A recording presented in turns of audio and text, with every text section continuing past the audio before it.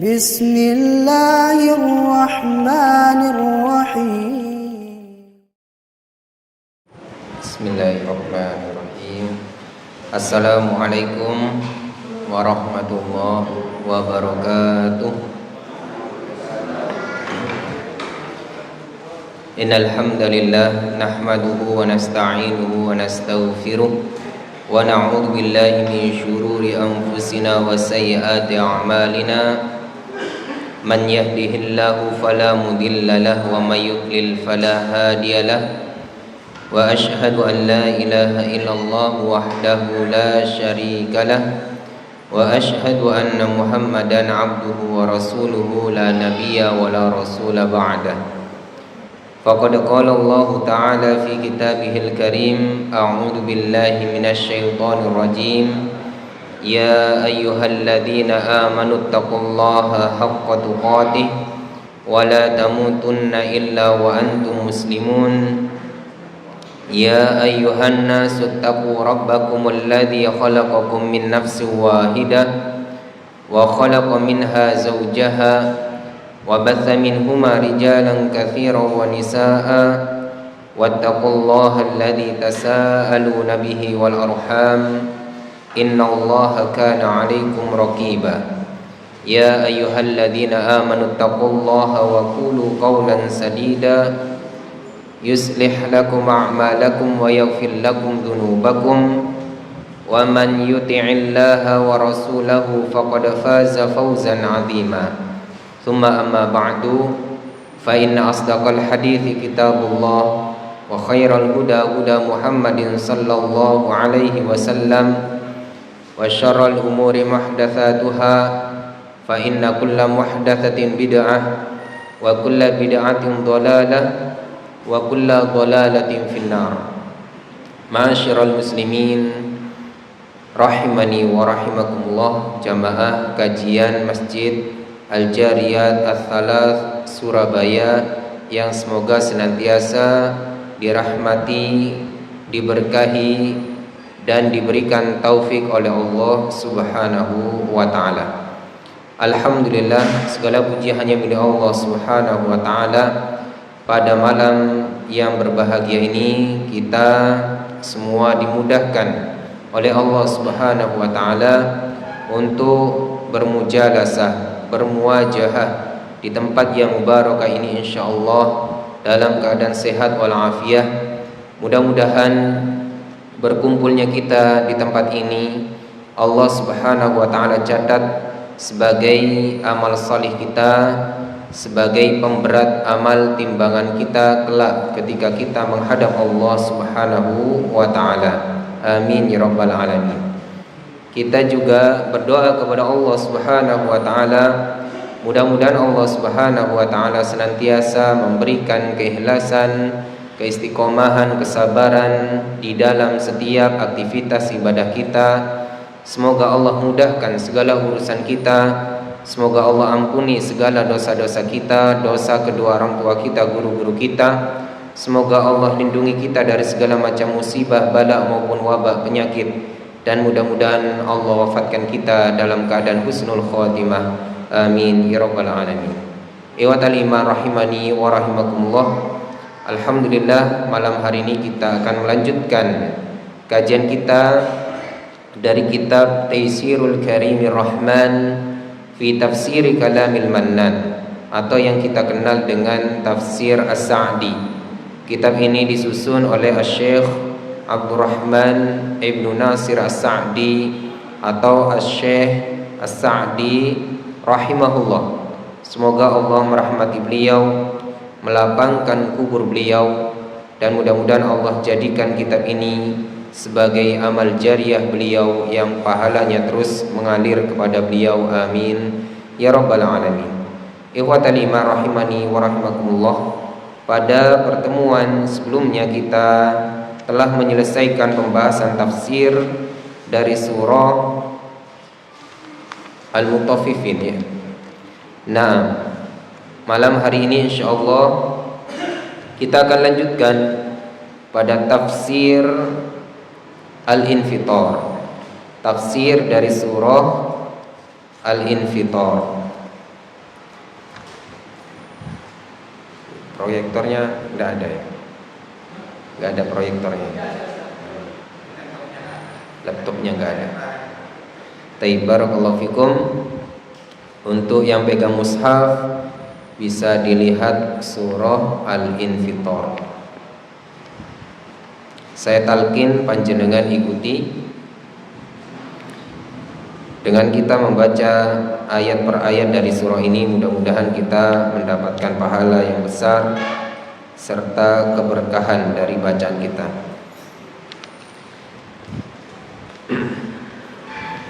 A'udzu billahi minasy syaithanir rajim.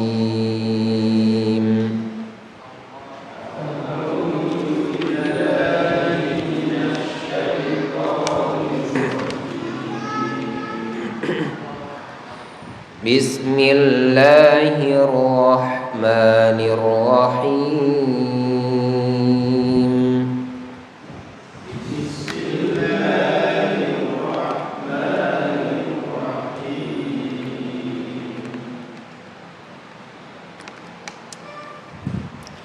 Idzas samaa'u fatarat.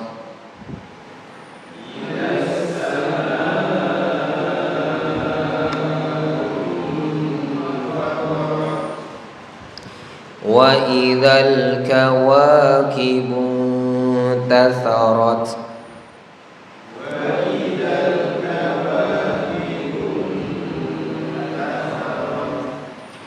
Wa idzal biharu fujjirat.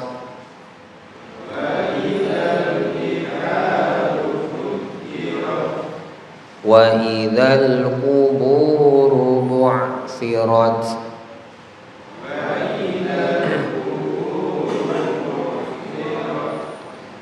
Alimat nafsum ma qaddamat wa akharat. Alimat nafsum ma qaddamat wa akharat. Ya ayyuhal insanu ma gharraka bi rabbikal karim.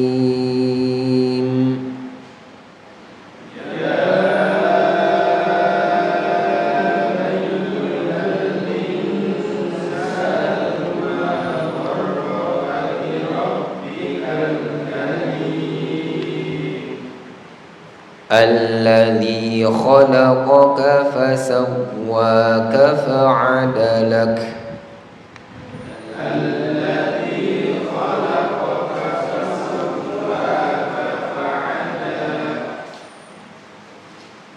Fi ayyi suratin ma syaa rakkabak.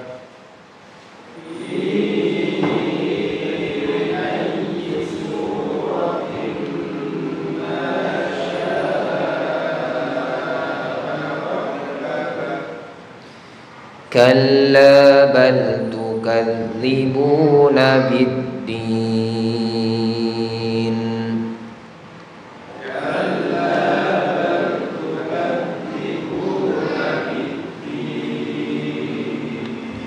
Wa inna 'alaikum lahafizin.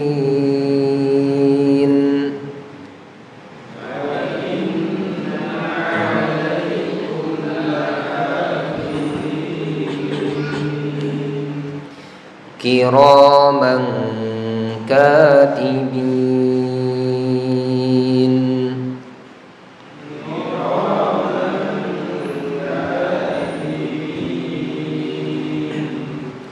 Ya'lamuna ma taf'alun.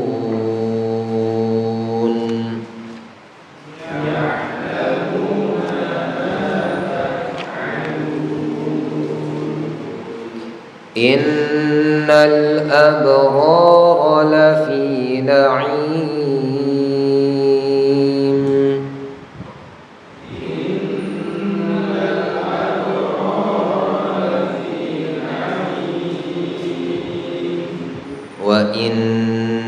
الفجار لفي جحيم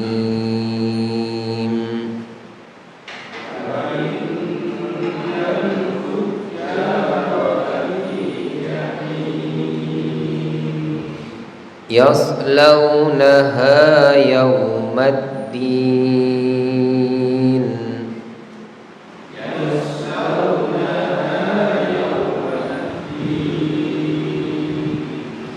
وما هم عنها بغائبين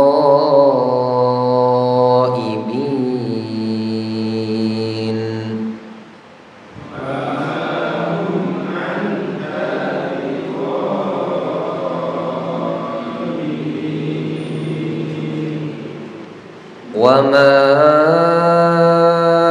أدراك ما يوم الدين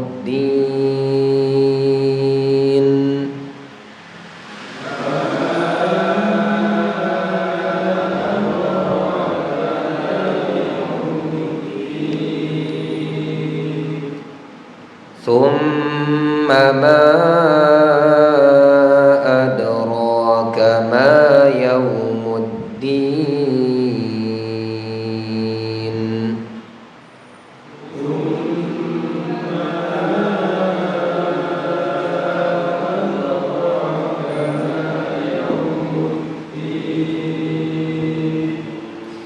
يوم لا تملك نفس لنفس شيئا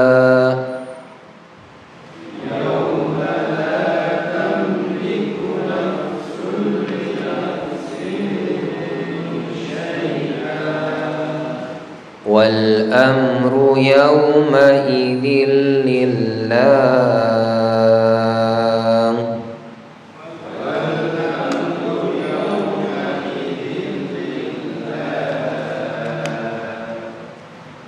Baik, barakallahu fikum. Mudah-mudahan Allah Subhanahu wa taala memberikan pahala yang besar terhadap qiraah kita. Mudah-mudahan Allah berkahi bacaan kita. Amin ya rabbal alamin. Riwayatul iman rahimani wa rahimakumullah. Silakan dibaca terjemahannya.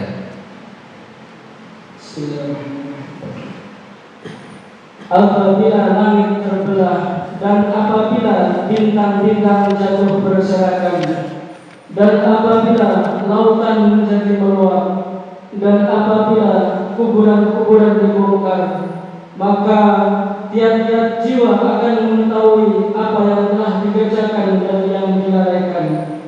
Hai manusia, apakah yang telah memperdayakanmu berbuat durhaka terhadap Tuhanmu yang Maha Pemurah, yang telah menciptakan kamu lalu menyempurnakan kejadianmu dan menjadikan susunan tubuhmu seimbang. Dalam bentuk apa saja yang Dia kehendaki, Dia menyusun tubuhmu. Bukan hanya durhaka saja, bahkan kamu mendustakan hari pembalasan. Padahal sesungguhnya bagi kamu ada malaikat-malaikat yang mengawasi pekerjaanmu, yang mulia di sisi Allah dan mencatat pekerjaan-pekerjaanmu. Mereka mengetahui apa yang kamu kerjakan. Sesungguhnya orang-orang yang banyak berbakti benar-benar berada dalam surga yang penuh kenikmatan. Dan sesungguhnya orang-orang yang durhaka benar-benar berada di dalam neraka. Mereka masuk ke dalamnya pada hari pembalasan, dan mereka sekali-kali tidak dapat keluar dari neraka itu. Tahukah kamu apakah hari pembalasan itu? Sekali lagi, tahukah kamu apakah hari pembalasan itu? Yaitu hari ketika seorang tidak berdaya sedikit pun untuk menolong orang lain, dan segala urusan pada hari itu di dalam kekuasaan Allah. Baik, barakallahu fikum. Ikhwatal iman rahimani wa rahimakumullah. Surah Al-Infitar artinya terbelah. Surah Al-Infitar ini diambil namanya dari ayat yang pertama, yaitu idzas samaa'u fatarat. infatarat, maka masdarnya adalah al-infitar. Infatara yanfatiru infitaran, yaitu terbelah. Nah, surah ini termasuk surah Makkiyah, surah yang diturunkan kepada Nabi Muhammad sallallahu alaihi wasallam sebelum hijrahnya beliau sallallahu alaihi wasallam ke kota Madinah. Oleh karenanya sangat khas sekali di dalam surah Makkiyah itu biasanya ciri-cirinya ayatnya pendek-pendek, sedikit, dan isinya tidak lepas dari tentang hari kiamat, tentang iman, dan yang menjadi objek dakwahnya adalah kaum musyrikin Quraisy.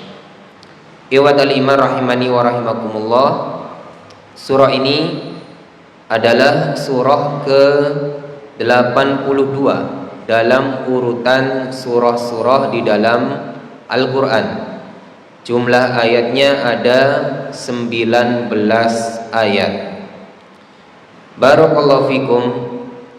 Adapun keterangan dari hadis Nabi sallallahu alaihi wasallam tentang surah Al-Infitar ini, sebagaimana sebuah hadis Nabi sallallahu alaihi wasallam yang diriwayatkan oleh Al-Imam At-Tirmidzi, Rasul sallallahu alaihi wasallam bersabda, "Man sarrahu an yanzura ila yaumil qiyamah ka'annahu ra'ya 'ainin falyaqra idza syamsu kuwirat wa idza as-samaa'u fatarat wa idza as-samaa'u syaqqat." Kata Rasulullah sallallahu alaihi wasallam, siapa saja yang menginginkan melihat atau ingin mengetahui tentang hari kiamat seakan-akan dia melihat dengan mata kepalanya sendiri, maka bacalah surah Idza syamsu kuwirat, yaitu surah At-Takwir, kemudian wa idzas samaa'u fatarat, dan juga surah Idzas samaa'u fatarat, yaitu surah Al-Infitar, wa idzas samaa'u syaqqat, dan surah Al-Insyiqaq. Pada 3 surah ini, baik itu surah At-Takwir, surah Al-Infitar, surah Al-Insyiqaq, isinya tentang hari kiamat. Meskipun detailnya, hakikatnya kita semua tidak tahu, tapi ketika kita membaca 3 surah ini, kata Rasul sallallahu alaihi wasallam, ka'annahu ra'ya 'ainin, seakan-akan kita melihat dengan mata kepala kita tentang kejadian hari kiamat tersebut. Jadi itu 3 surah ini paling mewakili dari surah-surah yang lainnya tentang kejadian hari kiamat. Ikhwatal iman rahimani wa rahimakumullah, tentang surah Al-Infitar ini juga ada hadis Nabi sallallahu alaihi wasallam, yaitu tentang kisahnya Mu'adz. Di dalam hadis riwayat An-Nasa'i, qama Mu'adzun fa shallal 'isya al-akhirata fatawwala. Suatu ketika Mu'adz bin Jabal mengimami salat Isya, fatawwala, dia memperpanjang bacaan salatnya. Beliau panjangkan bacaan salatnya, bacaan surat di dalam salat Isya tersebut. Faqala an-nabiy sallallahu alaihi wasallam, maka Nabi Muhammad sallallahu alaihi wasallam bersabda, afattanun anta ya Mu'adz, diulangi 2 kali. Afattanun anta ya Mu'ad, wahai Mu'ad, apakah kamu ingin menjadi tukang fitnah, yaitu menjadi orang ahli fitnah, yang mana dengan bacaan panjangnya tersebut dapat menjadikan sebagian kaum muslimin saat itu terganggu. Banyak kebutuhan-kebutuhan atau hajat-hajat dari sebagian kaum muslimin yang tidak bisa tertunaikan karena lamanya bacaan Mu'ad, sehingga ditegur oleh Nabi, afattanun anta ya Mu'ad, afattanun anta ya Mu'ad, aina kunta an sabbihisma rabbikal a'la wadduha wa idzas samaa'u fatarat. Wahai Mu'ad, mana bacaanmu? Mengapa kamu tidak membaca sabbihisma rabbikal a'la saja, atau wadduha, atau idzas samaa'u fatarat? Nabi sallallahu alaihi wasallam menegur Mu'ad karena bacaan beliau dalam salat Isya sangat panjang sekali.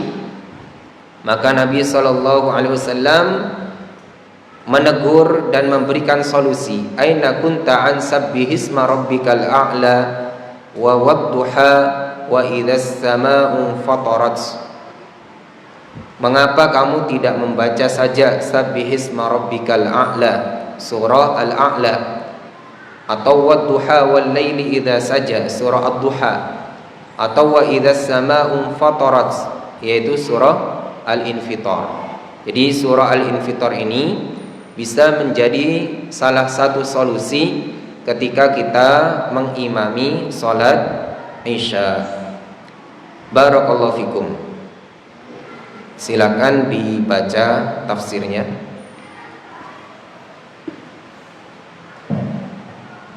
Assalamualaikum warahmatullahi wabarakatuh.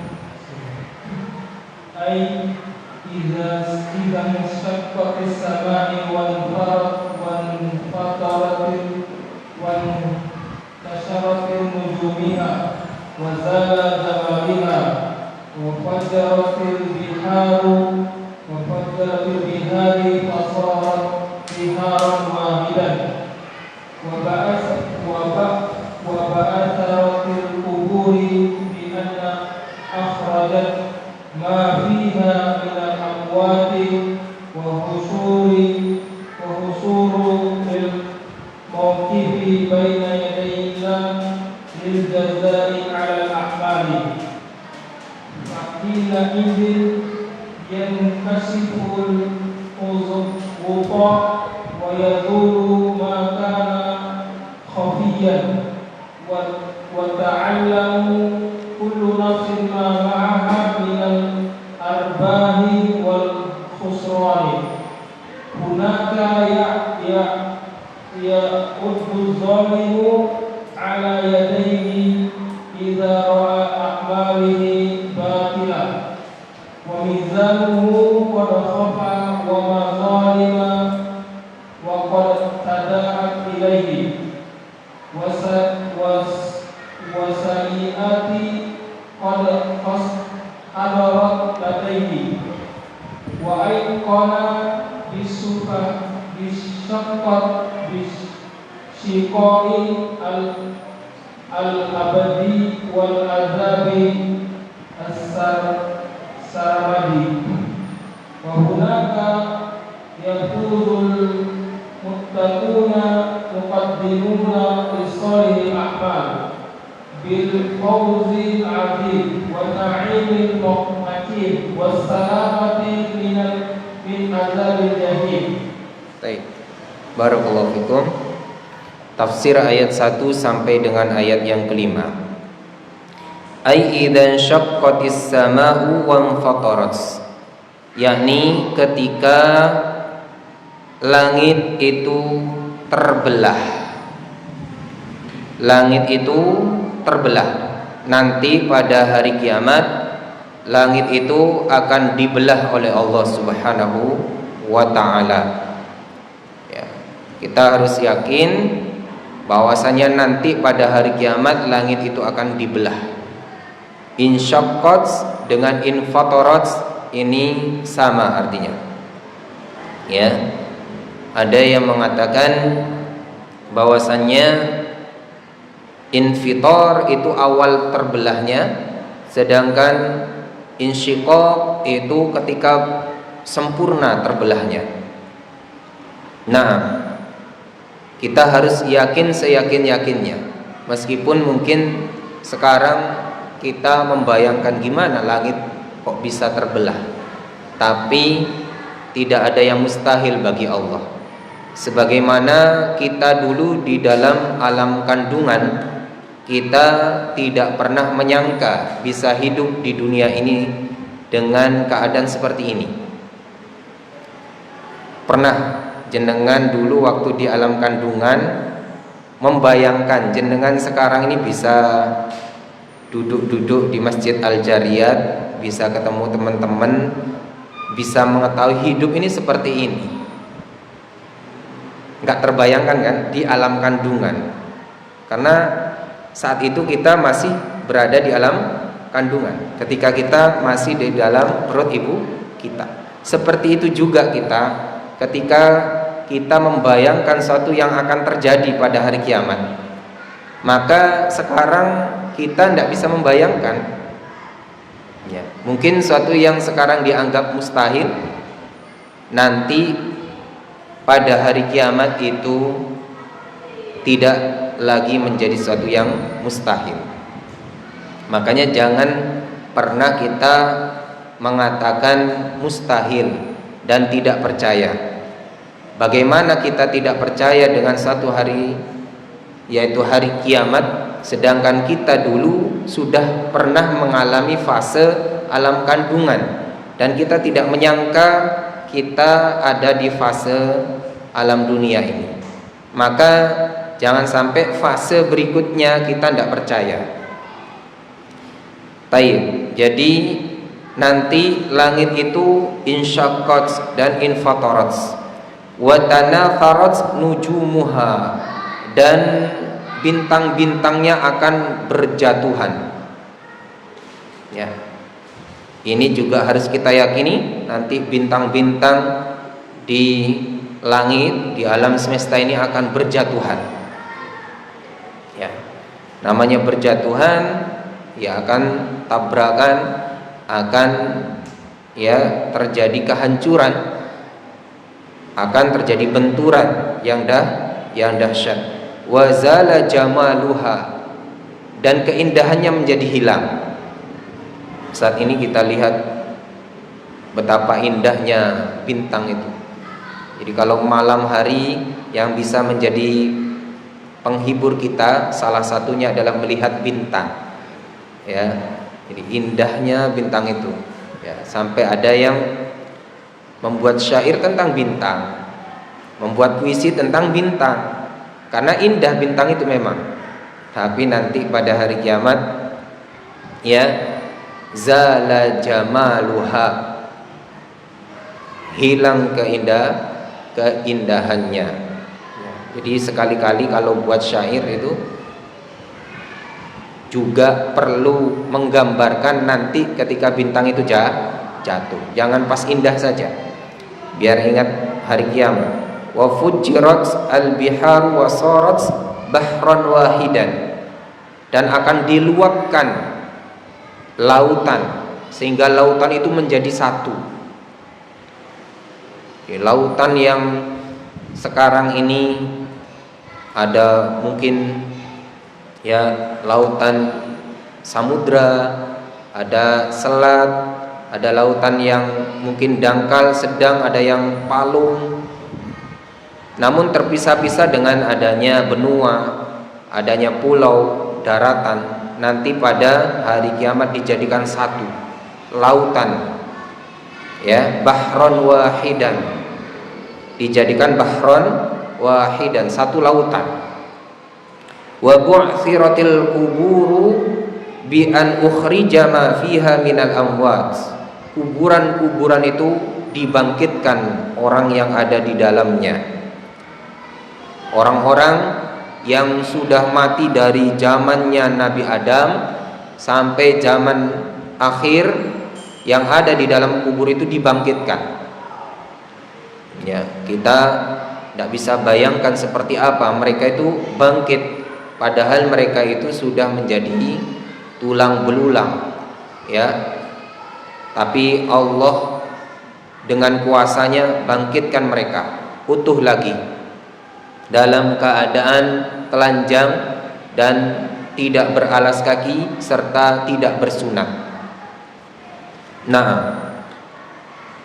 wa ta'lamu kullu nafsin ma ma'aha minal arbahi wal husrani wa husyiru lil mawqifi baina yadayillahi lil jazai 'alal a'mali fahina idzin yankashiful ghita'u wa husyiru lil mawqif. Setelah mereka dibangkitkan dari alam kubur, husyiru lil mauqif, mereka dikumpulkan oleh Allah di al-mauqif, tempat berdiri, yaitu padang mahsyar. Mereka semua mauqif, berdiri semua. Enggak ada yang duduk-duduk, rebahan, enggak ada yang nyantai-nyantai, semuanya berdiri. Makanya dinamakan dengan yaumul qiyamah, hari berdiri, qiyam. Ya, karena tidak ada yang duduk-duduk, tidak ada yang santai-santai saat itu. Baina yadayillah, di hadapan Allah, lil jazai 'alal a'mal, untuk mendapatkan balasan atas amal-amal mereka. Fahina idzin yankashifu al-ghita, maka ketika itu penutup itu akan tersingkap. Ketika di dunia kita banyak ditutup oleh Allah Subhanahu wa ta'ala, kesalahan-kesalahan kita ditutup oleh Allah Subhanahu wa ta'ala, aib kita, kesalahan kita, khilaf kita ditutup oleh Allah Subhanahu wa ta'ala. Mungkin kita di dunia pandai menutup tentang amalan kita, tentang apa yang ada pada diri kita, tapi di hari kiamat yang kasyiful ghita, tutupnya akan tersingkap. Wa yazulu ma kana khufyan, dan hilang segala sesuatu yang tersembunyi. Apa saja yang disembunyikan itu tidak ada. Di hari kiamat semuanya tidak ada yang disembunyikan, yang kecil maupun yang besar. Apalagi yang besar, yang kecil saja dibuka oleh Allah Subhanahu wa ta'ala. Wa ta'lamu kullu nafsin ma ma'aha minal arbahi wal khusrani, dan setiap jiwa akan mengetahui akan keberuntungannya dan kerugiannya, apa yang menjadi keuntungan dia dan apa yang menjadi kerugian dia. Amal solihnya menjadikan dia beruntung, amal buruknya menjadikan dia merugi. Dia tahu semua. Setiap jiwa tahu akan keuntungannya dan akan kerugiannya. Sama seperti, mohon maaf, orang jualan itu Pak, ya. Orang jualan itu kan pasti setelah selesai jualan itu hitung-hitungan. Ini untungnya saya sekian, ya, modalnya sekian, untungnya sekian. Atau kalau memang ruginya sekian. Itu pun kadang luput. Itulah manusia dengan segala keterbatasannya. Tapi kalau di akhirat, baik itu arbah maupun khusran, itu ditampakkan senyata-nyatanya. Kalau di dunia mungkin kadang kita sering keliru. Untung dianggap rugi, rugi dianggap untung. Kadang benar, kadang salah. Tapi kalau di akhirat, arbah, keuntungan maupun khusron, kerugian, itu tidak mungkin salah. Hitungannya tidak mungkin salah, karena ngalahin kalkulator, ngalahin apa? Komputer, ya. Jadi Kalau di dunia mungkin sekarang yang paling canggih komputer mungkin ya, mungkin itu ndak ada apa-apanya dengan perhitungan di akhirat. Hunalika ya'addu dzalimu 'ala yadayhi idza ra'a ma qaddamat yadahu. Saat itu ya'addu dzalimu yadayhi 'ala yadayhi. Orang yang zalim itu ya'addu 'ala yadayhi. Ya'addu 'ala yadayhi itu menggigit jari. Orang gigit jari itu gimana, Pak? Gigit jari itu apa? Gigit jari itu tandanya apa? Dia baru sadar. Biasanya orang gigit jari itu kan, kok iya ya, kok bisa, keheranan ya.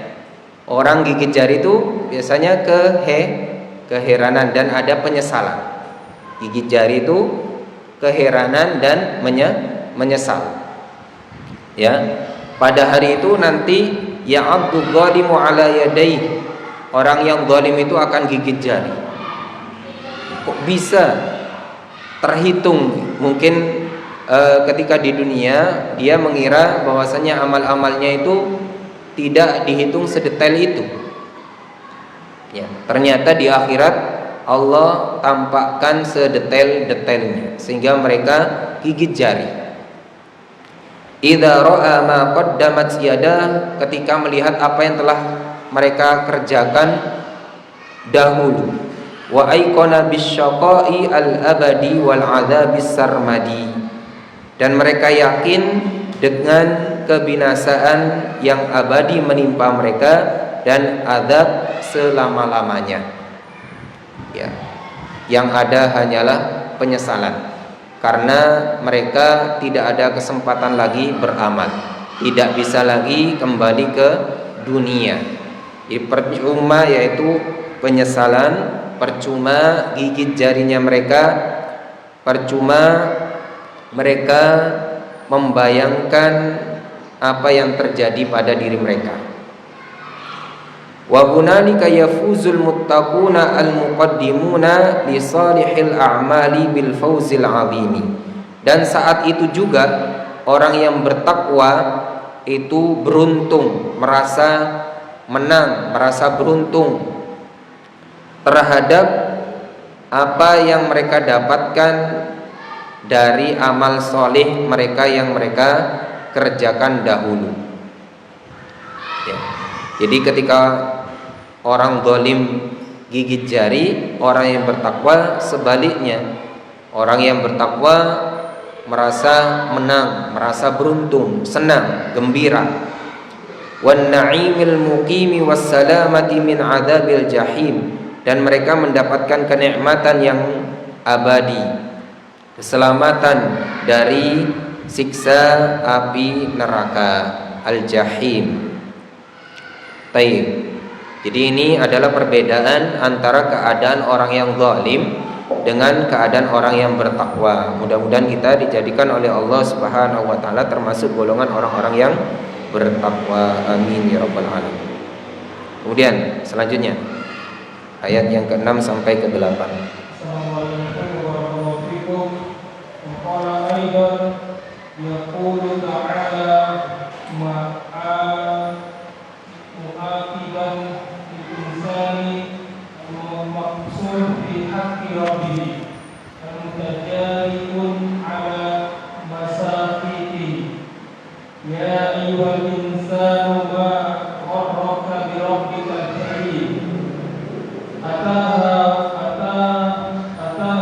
ulan minka fi huquqihi abnihtiqaran minka bi'adabihi am adamu imani minka bijazaihi alaysa huwa alladhi khalaqaka fasawwaka fi ahsani taqwim fa'adalaka wa raqabaka tarkiban qawiman mu'tadilan fi ahsanil ashkali wa ajmalil hayati fahal yaliqu bika an tufakkira ni'matul man'am au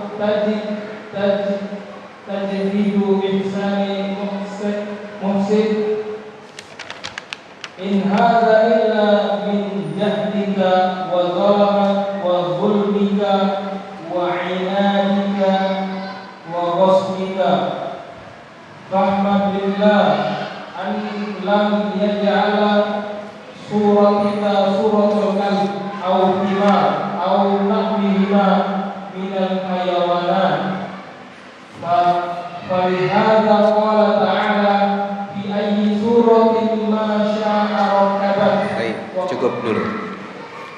Baik, barakallahu fikum. Ayat yang ke-6 sampai ayat yang ke-8. Yaqulu ta'ala mu'atiban lil insanil muqsiri fi haqqi rabbih. Allah Ta'ala mencela manusia yang tidak melaksanakan hak-haknya Allah. Allah itu mu'atib itu mencela orang-orang yang muksir fi haqqi rabbih, yang tidak melaksanakan hak-haknya Allah, yang tidak mau melaksanakan kewajibannya sebagai seorang hamba kepada Rabb-Nya. Al-mutajarri'i ala ma'asihi, yang berani terus menerus mengerjakan terhadap maksiat kepadanya. Adzan.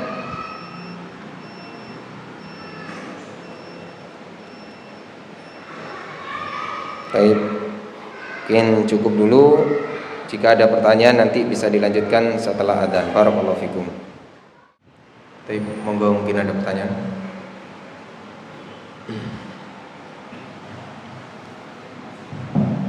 Assalamualaikum. Tadi kan Mu'az ditegur oleh Rasulullah dengan Quran yang sangat keras.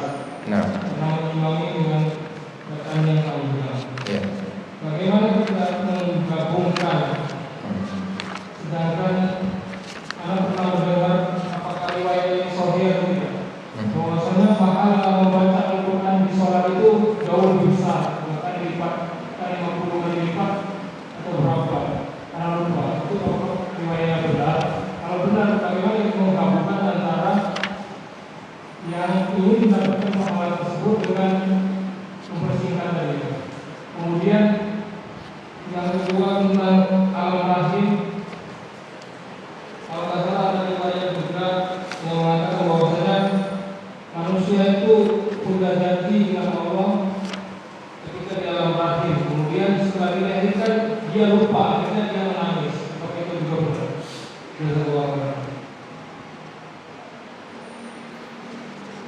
Barakallahu fikum.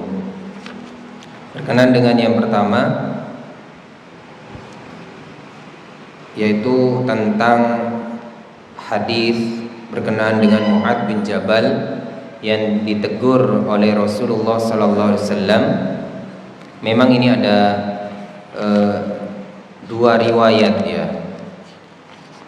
Jadi riwayat yang pertama lebih lengkap, ada ceritanya ya, ada ceritanya. Ada seorang yang mufaraqah dari jamaah salat Isya yang dipimpin oleh Mu'adz ini keluar dari masjid, sehingga disampaikan kepada Mu'adz tentang sahabat ini. Maka Mu'adz mengatakan bahwasanya dia adalah seorang munafik. Rajul tadi seorang munafik ya, keluar dari jamaah, sehingga ucapan munafik ini sampai kepada rajul tadi. Rajul tadi tidak terima, disampaikan kepada Rasulullah SAW, diadukan. Wahai Rasul, Mu'adz sudah mengatakan saya sebagai seorang yang munafik.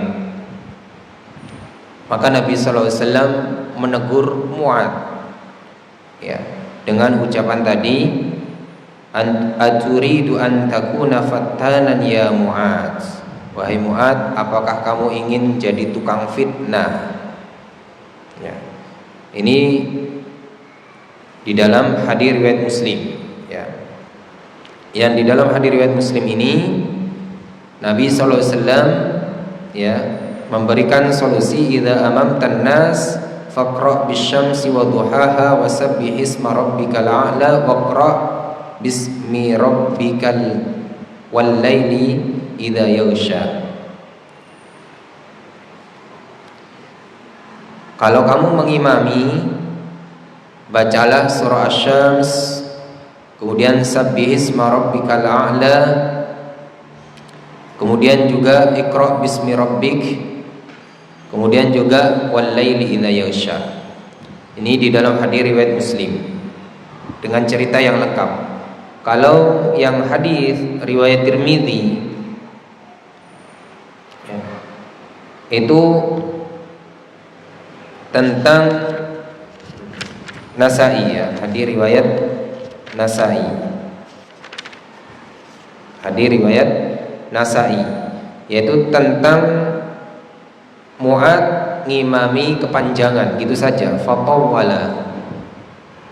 Mu'ad ngimami Isya kepanjangan, lalu langsung ditegur oleh Nabi selesai sholat, afattanun anta ya Mu'ad, apakah kamu ingin menjadi tukang fitnah wahai Mu'ad?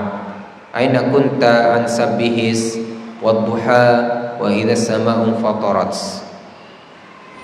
Kenapa kamu kok tidak baca sabbihis saja atau ad-duha saja atau idza sama'un fatarat? Ini sama-sama ada dalilnya.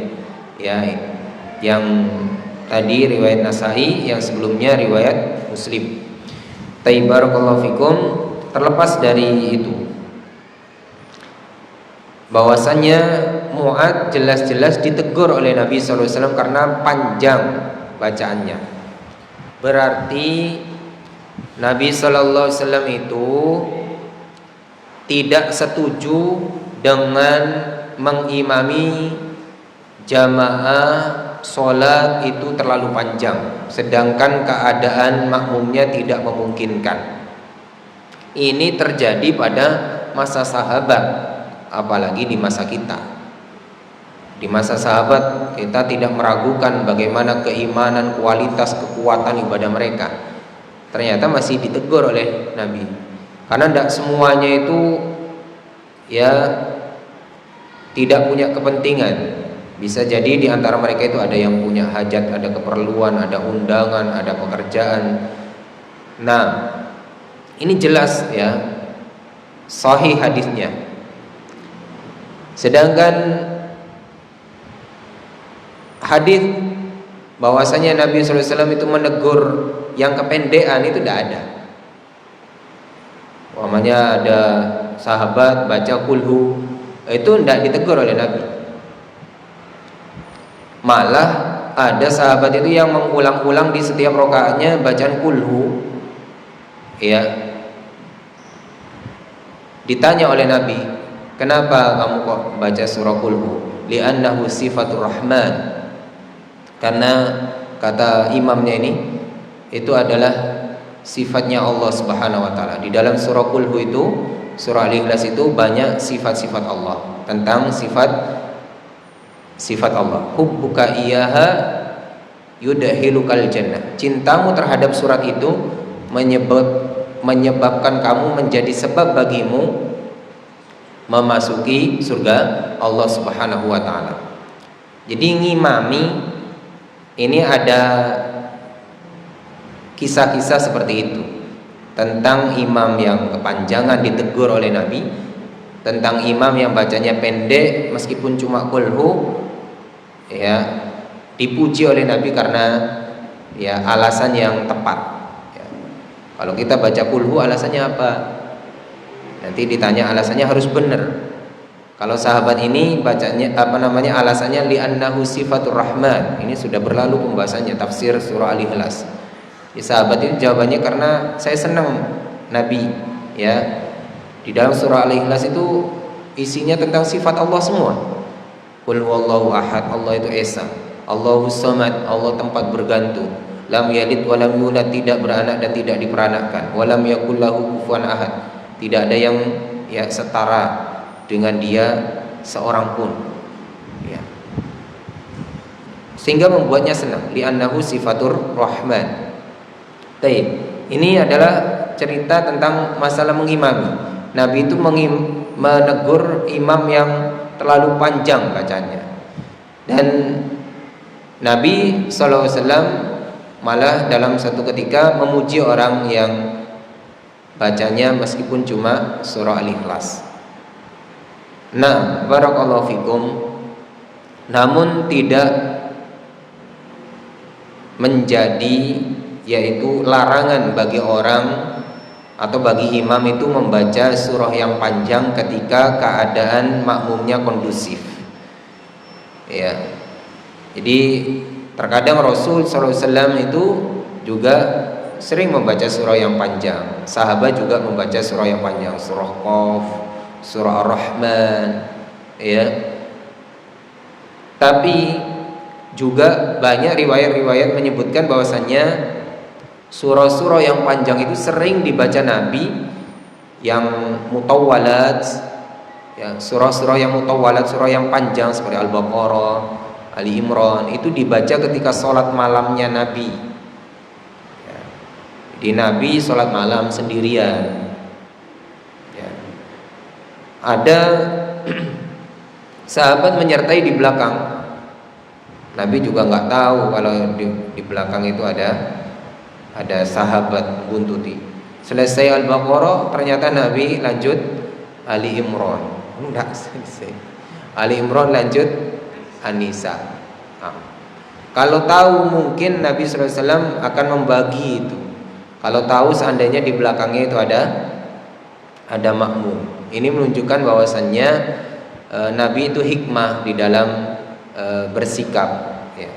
Membaca bacaan yang panjang seperti yang jenengan sampaikan itu mungkin merujuk kepada hadis, ya, man qara'a harfan min kitabillahi falahu hasanatun wal hasanatu bi asyri amsalha la aqulu alif lam mim harfun walakin alifun harfun wa lamun harfun wa mimun harfun. Ini hadisnya sahih.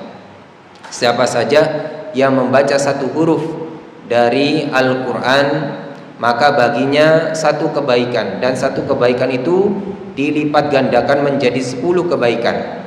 Aku tidak mengatakan alif lam mim itu satu huruf, tapi alif itu satu huruf, lam itu satu huruf, mim itu satu huruf. Berarti alif lam mim totalnya berapa? 30 pahala.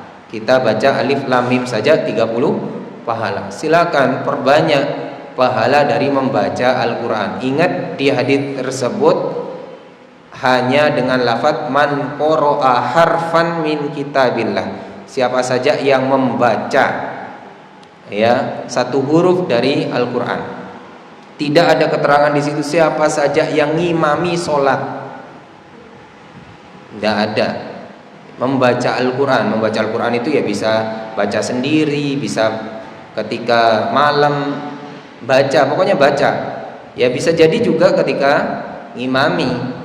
Tapi ketika ngimami kita ingat, ketika ngimami punya makmum. Ya, ketika ngimami kita punya makmum, punya masyarakat. Kalau di dalam kehidupan ini ingat kita juga punya masyarakat. Pemimpin itu punya masyarakat. Jadi jangan bagaimana seperti saya, tapi bagaimana rakyat saya ini kira-kira mampu apa enggak begitu dengan kebijakan panjenengan. Jangan-jangan kebijakannya terlalu tinggi, rakyatnya tidak bisa melakukan. Sama dengan orang, jangan-jangan bacaannya suratnya niatnya itu bagus supaya pahalanya banyak, ternyata makmumnya ndak kolu katanya. Grundel. Ini salah, ini tidak bijak, dan jelas ada teguran dari Rasul SAW kepada Mu'ad. Nah, barakallahu fikum. Nah, Bismillah. oh ada satu lagi tadi ya. Nanti monggo. Ustaz, ini masih pertanyaan tentang sholat. Bagaimana kalau kita sholat membaca surat dan tentang wasjud waqtarib. Terus kita sujud dulu, apakah nanti terus balik lagi, terus rukuk sujud lagi? Apa yang benar yang gimana? Mohon penjelasan. Taib, barakallahu fikum. Ya, pertanyaannya ketika kita membaca surah, contohnya surah yaitu itu dalam surah Al-Alaq ya. Di ayat yang terakhir ada ayat yang berbunyi wasjud waqtarib, dan ini ada tanda. Biasanya di dalam mushaf Al-Quran itu tanda yang menandakan bahwasanya ayat tersebut adalah ayat sajdah. Biasanya ada gambar masjidnya ya. Biasanya ada gambar masjidnya. Ini namanya ayat sajdah dan disunnahkan kita untuk yaitu sujud tilawah, baik itu di luar sholat maupun di dalam sholat ya. Di luar sholat umpamanya kita ketika baca ya santai-santai ya, maka ketika mendapati ayat sajdah maka kita sujud tilawah. Namanya sujud karena membaca ayat yang ada ayat sajdahnya. Ini hukumnya sunnah dan sujudnya cukup dengan sekali sujud. Cukup dengan sekali sujud. Tidak sujud duduk di antara dua sujud, sujud lagi. Bukan. Jadi cukup dengan sekali sujud. Tidak disyariatkan takbiratul ihram dan salam. Tidak disyariatkan. Ya wasjud waqtarib. Sudah, langsung sujud. Tidak ada syariatnya harus takbir, tidak ada. Dan tidak pakai salam. Sujud Allahu Akbar, Assalamualaikum warahmatullahi wabarakatuh. Tidak ada. Kemudian bertakbir ketika hendak sujud dan bangkit dari sujud memang ada sebagian yang yaitu menganjurkan karena untuk membedakan. Coba bayangkan ketika makmumnya jauh ya, apalagi makmumnya banyak. Ini cuma anjuran saja ya, sebagai wasilah saja, tapi tidak ada syariatnya, tidak harus takbiratul ihram, tidak harus takbir ya, tapi boleh ya. Kemudian disyariatkan berwudu di luar sholat. Jadi kalau kita membaca Al-Quran itu di luar sholat, kalau di dalam sholat ya pasti dalam keadaan suci ya, karena kita sebelum sholat pasti wudu. Tapi kalau ya di luar sholat baca Al-Quran itu memang menurut madhab Syafi'i harus wudu. Kalau kita memegang umumnya itu hanya afdholiyah saja, tidak sampai wajib ya. Pokoknya kita kentut itu tetap boleh baca Al-Quran, tapi tidak sampai wajib wudu itu. Cuma dianjurkan karena kita membaca Al-Quran. Lah, kalau orang mau sujud tilawah itu pastikan dia itu dalam keadaan suci. Kemudian dianjurkan menghadap kiblat dan menutup aurat. Ketika jenengan baca Al-Quran dalam keadaan katoan, pas sujud tilawah ditunda dulu sujud tilawahnya. Nanti tunggu kalau sudah sempurna jenengan. Makanya baca Al-Quran itu sudah dari awal itu adab-adabnya diperhatikan. Auratnya ditutup ya. Kemudian jadi kalau perempuan itu pakai jilbab meskipun di dalam kamarnya. Itu adab. Kemudian menghadap kiblat, sujudnya ke kiblat. Jangan ya, kalau di Indonesia jangan ke selatan, jangan ke timur, jangan ke utara. Ya, disunahkan menghadap kiblat ya. Adapun bacaannya itu bacaan tertentunya itu dhaif, lemah. Jadi kita membaca dengan bacaan yang umum saja, bacaan ketika sujud, yaitu subhana rabbiyal a'la, subhana rabbiyal a'la, subhana rabbiyal a'la, atau subhanakallahumma rabbana wa bihamdika allahumma firli. Adapun Allahumma laka sajadtu wa bika amantu wa laka aslamtu sajada wajhi, itu kan sering kita bilang boleh saja, tapi hadis tersebut dhaif. Tapi boleh kita baca itu, masih boleh kita baca hadis tersebut. Ya, karena yang baca subhana rabbiyal a'la juga tidak ada dasarnya. Jadi sujud itu baca apa? Yang mengatakan bahwasanya hadis tadi Allahumma laka sajadatu wa bika amantu dan seterusnya itu dhaif, maka solusinya dengan membaca subhana rabbiyal a'la. Itu pun juga tidak ada dalilnya harus subhana rabbiyal a'la. Jadi kembali ke hukum asal sujud, biasanya baca subhana rabbiyal a'la. Jadi itu berkenaan dengan sujud tilawah ya. Kalau pertanyaannya tadi apakah nanti setelah sujud itu berdiri terus ruku lagi? Iya. Jadi ruku lagi, karena tadi wasjud wa qtarib, sujud itu dalam rangka sujud tilawah, bukan sujud sholat. Jadi Allahu Akbar sujud, subhana rabbiyal a'la, subhana rabbiyal a'la, subhana rabbiyal a'la, atau pakai tadi subhanakallahumma rabbana wa bihamdika allahumma firli, atau pakai Allahumma laka sajadtu wa bika amantu wa laka aslamtu sajada wajhi.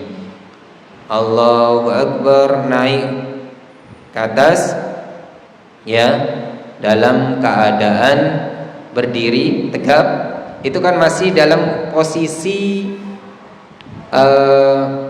dia belum ruku.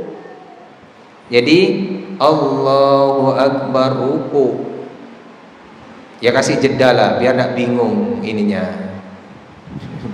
Allahu Akbar, Allahu Akbar. Apalagi yang ibu-ibu ini apa ini? Kalau ibu-ibu di atas gitu ya. Ini kalau ibu-ibunya di belakang tinggal lihat yang di depannya bapak-bapaknya. Kalau yang di belakang apa yang di atasnya bingung. Allahu Akbar yang mana ini? Apa Allahu Akbar berdiri, apa Allahu Akbar ruku, apa Allahu Akbar sujud ya. Dikasih jeda ya. Jadi kalau saya pribadi ya, sujud tilawah di sholat itu lihat-lihat dulu makmumnya siap apa enggak mempraktekkan sunnah ini. Ingat, ini hukumnya sunnah, tidak sampai wajib, tapi dianjurkan ya. Ayat sajadah itu ada 15 ayat di dalam Al-Quran, bukan hanya di surah Al-Alaq saja, tapi ada 15 ayat di dalam Al-Quran di banyak tempat ya.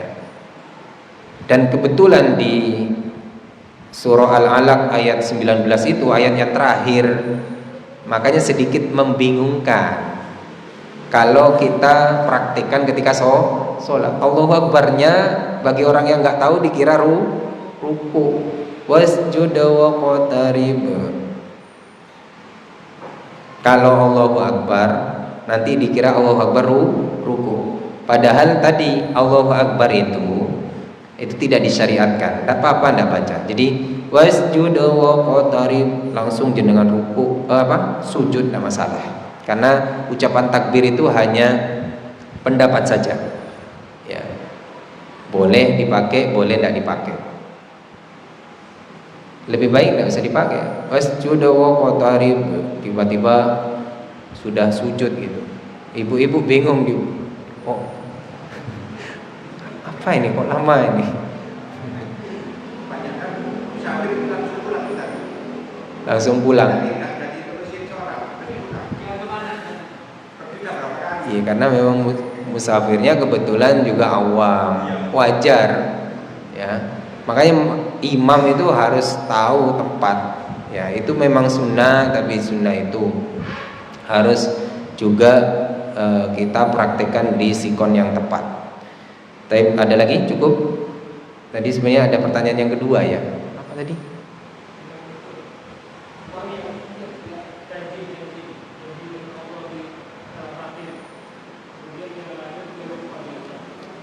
Terus akhirnya dia menangis. Taib. Ya. Itu namanya al-mitsaq. Ya, ada janji. Janji seorang itu ketika di rahim ibunya, yang mana